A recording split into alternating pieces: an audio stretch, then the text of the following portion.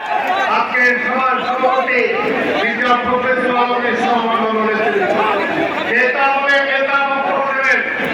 আমি কোনো বক্তব্য দিতে চাই না, এটাই বলতে চাই যারা কথাবার্তা বলেন একটু হুঁশিয়ার করে বলবেন।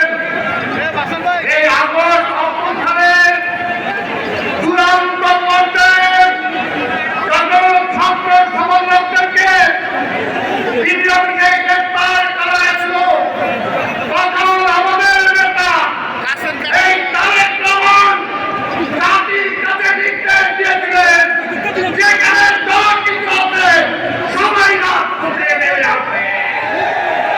তার মধ্য দিয়েই কিন্তু আন্দোলন চূড়ান্ত পর্যায়ে পৌঁছেছে। তাই আজকে বলতে চাই, একটা কথাই বলবো, হাসিনা বলতো উন্নয়ন আগে গণতন্ত্র পরে। আজকেও যেমনি সেই কথা বলেন, হাসিনা গণতন্ত্রকেই খেয়ে ফেলছিল।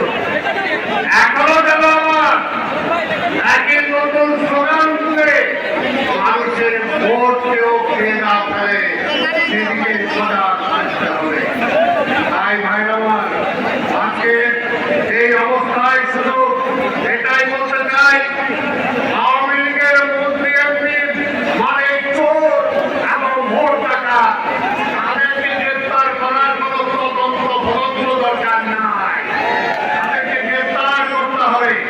আরেকটা কথা বলবো, মাননীয় চেয়ারম্যান মাননীয় মহাসচিব, ৭৫ সালে ১৫ই আগস্ট ঘটার পরে আবার কিন্তু প্রতিবিপ্লব ঘটেছিল ৩রা নভেম্বর।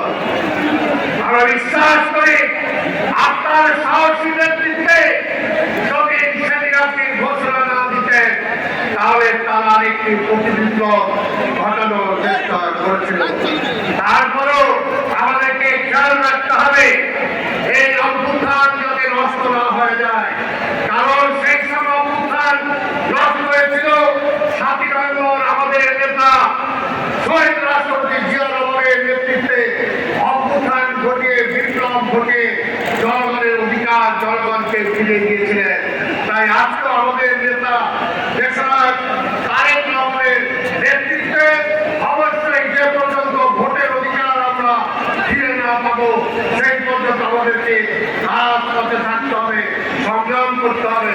আর একটা কথা না বললেই না, ভুয়াটা বলা দরকার নেই। তো কি বলে ভুয়া, ভুয়া, হাসিনা ভুয়া, ওবায়দুল কাদের ভুয়া, কোথায় বোকা বইয়ে পাওয়া গেছে খবর পাওয়া গেছে, তাদের দেখলে পুলিশ স্টেশনে ধরাই দিলেন।